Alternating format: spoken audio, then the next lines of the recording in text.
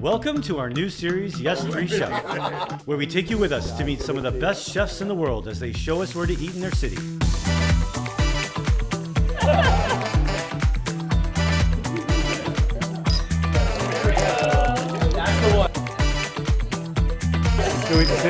Perfect. This is episode 2, Chef John Shields, Chicago.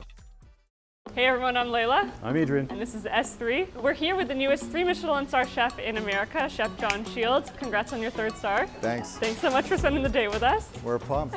So tell us who you have with us today, and without revealing too much, what we have planned. We're seeing the city of Chicago. I love the city. It's super vibrant. There's so much going on right now. So many chefs doing different things. Great pastries, steakhouses, a little peek into Chinatown. So it's gonna be a lot of fun. This is Chris Gerber. We've known each other a long, long time. Director of operations, and we're here because of him. And Chef, we know that you get a very rare day off. We thought we'd start the day right with a little bit of Dom and pastries. What do you think? Let's do it. Cheers. Let's go eat the city.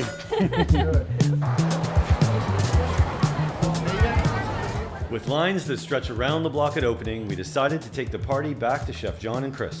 This is Kasama. By day, one of the hottest bakeries in the country. By night, the world's first Michelin-starred Filipino restaurant.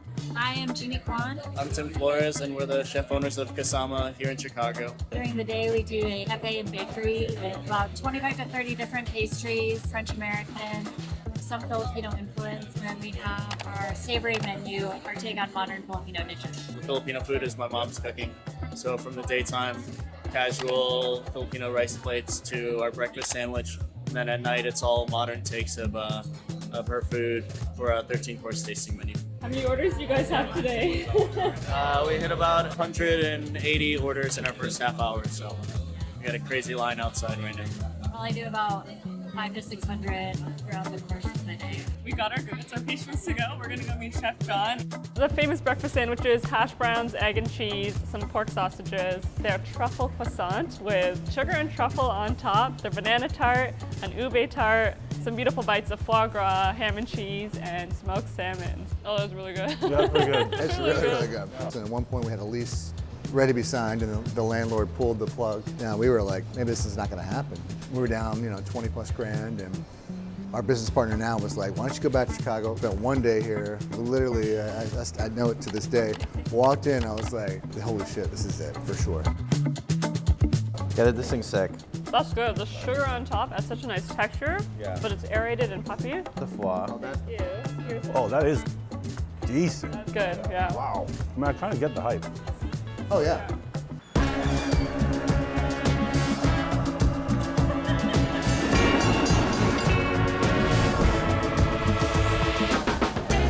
So we're here at QXY Dumpling. You kind of keep going straight down. Basically all old Chinatown, and then on the right-hand side, this is like new Chinatown, if you will. You can just basically eat your entire life away just walking down the street. They do like this little dried sardine salad with like cucumbers marinated. It's like fantastic as well. So, and then you get them steamed, fried, or boiled. Can't go wrong.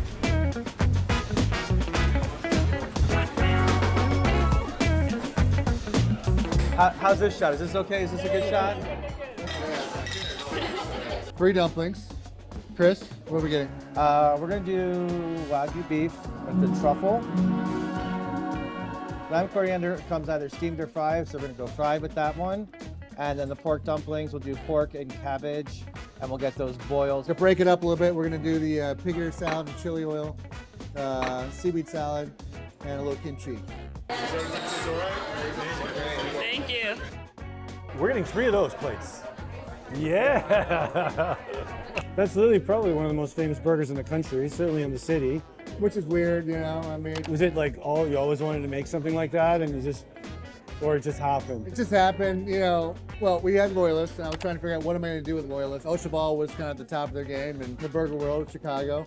And so I told my investors, I'm gonna make a burger that rivals Ocean or beats Ocean, whatever it might be, which was completely talking into my ass. So I was like, I shouldn't have said it. It wasn't right. I think I've made like 3 burgers my whole life, and they're all like, like not total, but like types of burger, and they're all backyard burgers, on the grill. Like, I didn't put any thought into it. And so once it came time to do it, make it happen, it came together pretty quickly. It was only maybe, I did some research, I read a lot, I studied, and then I decided what do I like, what do I want on a burger, and went for it. And within about the third or fourth trial, we were right there. Then when Bon Appetit magazine came out, we had knocked Au Cheval off of the best top 3 burgers in America. Right after that, we had a line out the door, and it didn't really stop for years. It really still hasn't. What it is the mix. We use chuck and short rib. That's it, chuck and short rib. In the beginning we ground a little bacon into it, and then we started getting so busy where the volume, we couldn't get the small amount of bacon, because it's really strong bacon, like smoky. Couldn't get it mixed in thoroughly without working the meat too much. So we started using bacon fat instead. That's the secret.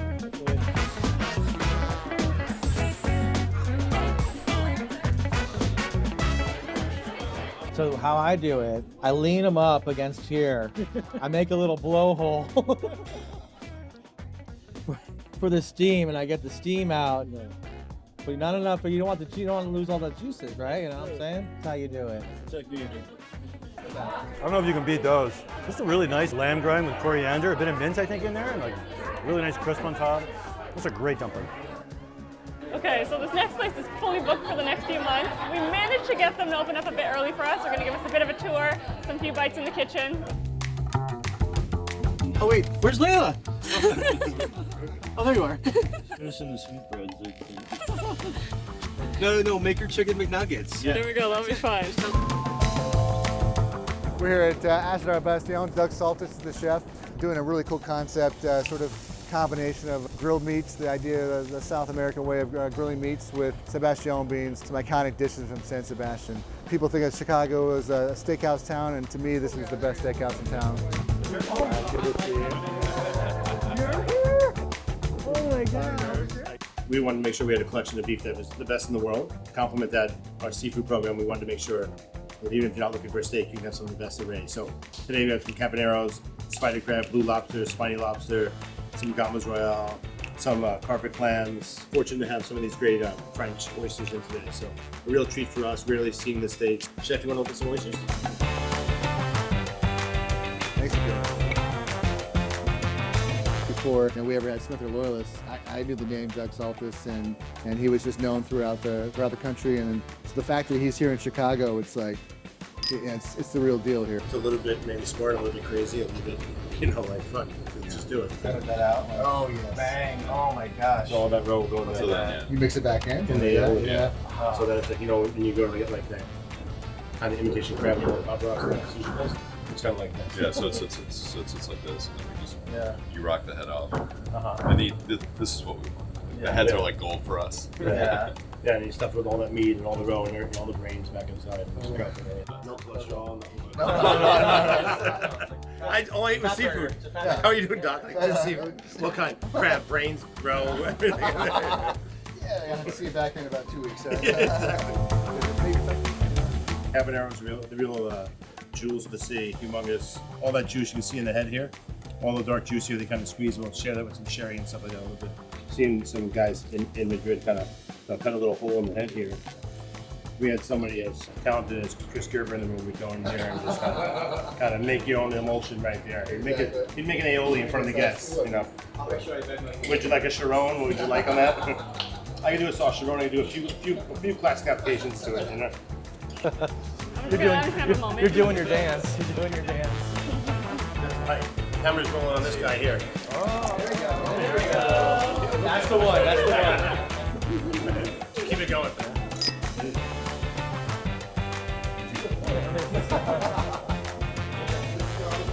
Oh, cool.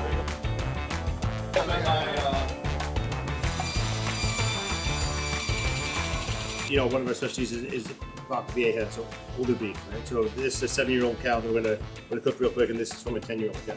As the industry standard in the States, it's 18 months. Most of the stuff we get is 5-7 years old. Develops more of the flavor on the hoof. So we season our beef with just sea salt. What's the secret to a perfect cook? We just think of good consistent heat. Like we like our charcoal adds a lot of flavor. It's not for ripping temperature. About 10 inches over grate charcoal, about 10-12 minutes per pound. I think it allows us to really pick up that flavor, and then we'll have a nice rest up here.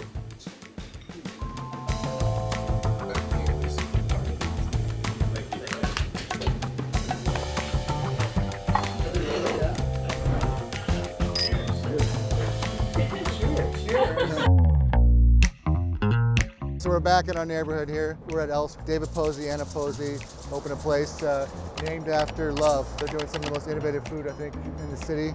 Absolutely delicious. Best pastry chef in the city, no doubt. Yeah, I can eat. I can eat.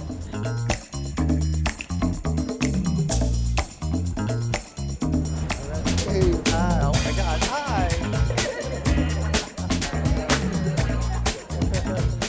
I'm David Posey, the chef and owner of Elske Restaurant here in Chicago, Illinois in the West Loop. We're a Michelin-starred fine dining, kind of Scandinavian-inspired restaurant. Cheers. The menu changes constantly. We're really reliant on the seasons and our wood hearth that we cook everything over live fire. Is our take on a Danish hot dog. There's a knock-fried rye cracker topped with smoked beaten lamb tartare. And then we have our salt-cured anchovies with Meyer lemon fennel. It's a Danish deli. Cucumber, sesame, chicken nuggets, full side of ranch dressing. this is the signature chicken liver parfait, buckwheat crust, a little bit of ramp jelly. It's awesome. Always a winner. This for the camera.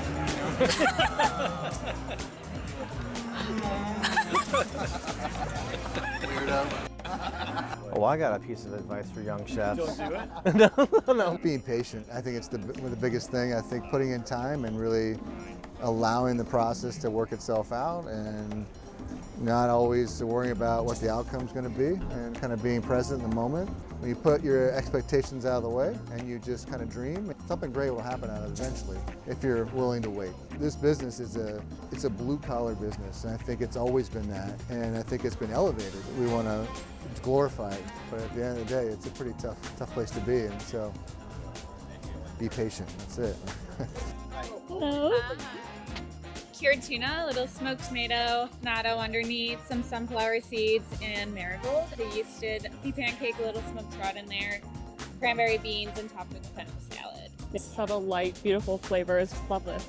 I'm kind of a throw caution in the wind kind of person, and let's see what happens and be brave and just go for it. We've gotten better at making the creativity delicious. Yeah. I mean, I don't want to leave anything on the table. You know what I mean? It goes by fast. Let's just fucking keep going now. Like, if anything, I feel more confident to change and be creative than I did before. Anilati that's stuffed with delice, pine nut, dried zucchini, fried sage, and a lot of lemon. I think it's pretty good. It's for Alfredo heads. It's rigatoni that we make like ramen. Creamed corn, a little egg yolk, pickled lovage, and some fried polenta on the outside. It's like classic, yet totally new. Funky cheese, pine nuts. It's delicious. It's like if Alfredo had a baby with like that, you know, agnolotti that's in brown butter and sage. It's and then you get that pine nut, a little bit of lemon. It's really good. Boudin blanc in the style of a Danish fricadilla, so a Danish meatball. It's a lamb saddle that's been stuffed with confit belly, pickled mustard, and anchovy and rosemary butter on top. Anna, my wife, is a pastry chef and co-owner. She does like very beautiful, simple, few ingredient desserts that we're super proud of. Their signature dessert is a sunflower seed parfait with licorice and beet pollen.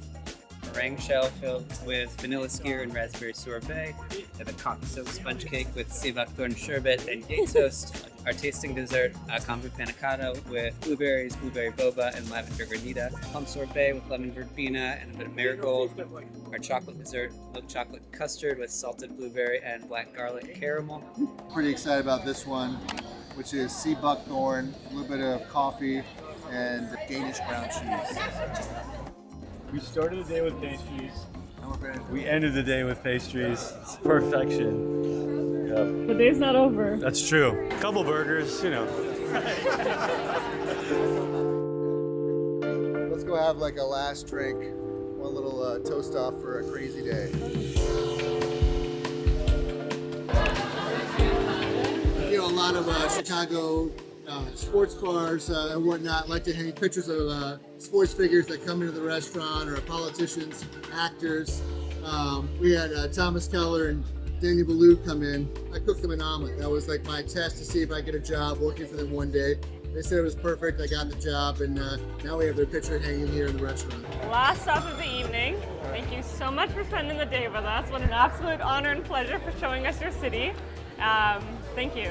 Really, truly an honor. The pleasure was ours. It really was. We had a blast. 100%. Gotta go So back. much. Cheers, guys. Cheers. Cheers. Cheers. Cheers. Cheers. Cheers. Cheers. Cheers.